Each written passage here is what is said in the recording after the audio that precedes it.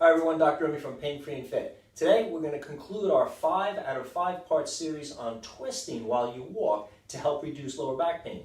Right out of my new book, Walk Away Back Pain, today's focus will be on leg and foot alignment and how you can use this while you walk to actually decrease your lower back pain. Hope you enjoy.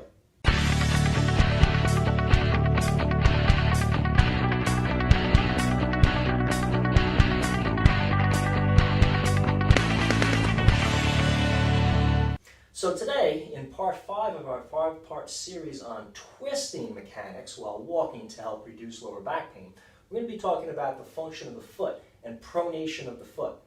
Pronation is where you lean more on the inner edge of your heel as you walk and stand, then staying balanced on both the inner and outer edge. And you'll see this in many people, and possibly in yourself if you have someone watch you from behind.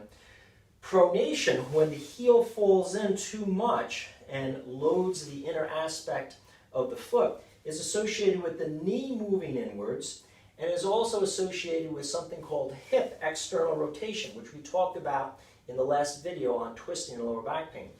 When the hip turns outwards and you make a step in the walking cycle, it jams the inner portion of the foot against the floor as opposed to normally walking with the foot straight ahead during contact and all the way through push-off of the foot.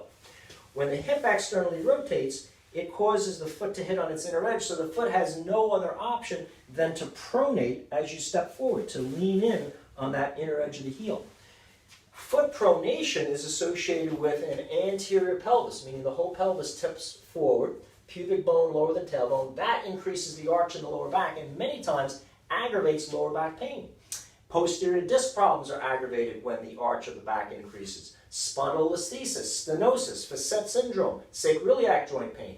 A lot of different problems are aggravated because of this anterior pelvic tilt. And that's why a lot of people find relief by using foot orthotics. However, even with foot orthotics, if you're not changing the mechanics of how you move during the day, you're perpetuating that pronation. And no orthotic is going to be strong enough to resist the pronating effect in a really strong externally rotated leg.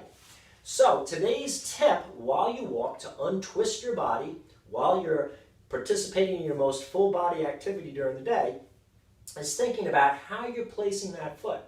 Last video we talked about how to engage the upper thigh in internal rotation on the side that you externally rotate, meaning the side that you turn your foot out on more, as you pull the leg through from the rear position. Today we're going to be talking about as you walk, as the foot is about to make contact with the ground. Now it doesn't matter if you're a heel striker with your foot in front of you or a midfoot striker with your foot right underneath your hip. What you're going to focus on is just using a little bit more weight-bearing pressure on the outer portion of the heel or the foot as you make contact. Make sure that the foot is straight. That comes from our turning the thigh inwards. Now, some of you may have an external rotation posture of the knee, meaning when you sit down and your knee is forward, your foot faces out at a different angle of the knee. If that's so, you need to increase the twist of the lower leg, the shin bone. This can best be practiced when you're sitting. As you sit down, practice turning your whole shin and foot in so it faces the same direction as your thigh and kneecap. Once you get good at that and practice that, you can put that in again to that swing phase of gait. As you're walking and you're pulling your leg through from the back, you're going to think about turning your shin inwards so it's properly aligned with the kneecap, so your foot and kneecap is facing more straight ahead rather than out as you walk. But regardless of whether you do have that external rotation of the knee, in either case of hip external rotation, knee external rotation, you're going to think about placing a little bit more pressure on the outside of the heel as you hit and maintaining that pressure a split second longer as you come into mid-stance, meaning as your hip comes over your foot, you're going to maintain just a little longer that pressure on the outside of the heel, resisting that tendency for the leg and the foot to move inwards, for that foot to pronate at the heel and put pressure in. By practicing this with each foot, you could do it on both sides if you have issues with pronation on both sides, but particularly on the side that you have your more external or outward facing leg or knee as you walk.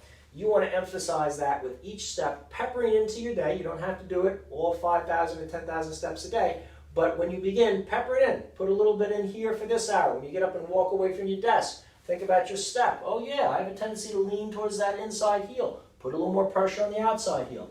Doesn't need to be a lot. You're not trying to load up only the outside.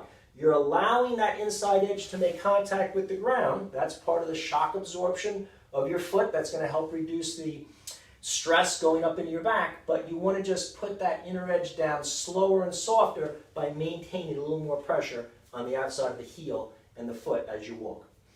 Help me share this valuable information with others by giving me a thumbs up below. If you'd like to send in your questions or comments, I'll do my best as always to answer them. And if you're looking for more tips on how walking can help with your lower back pain, exercises, walking modifications, check out our new book, Walk Away Back Pain, available at painfreeandfit.com. It has over 200 pages, 20 chapters plus on walking tips, stretches, modifications in terms of exercises, nutrition, psychological and social factors and techniques to help reduce chronic pain in your central nervous system.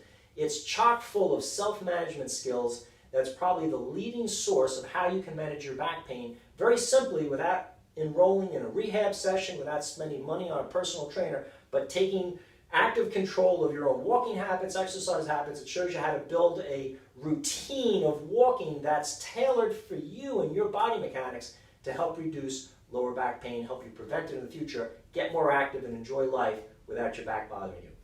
I hope this video on foot mechanics with twisting and pronation helps you with your chronic lower back pain through better walking.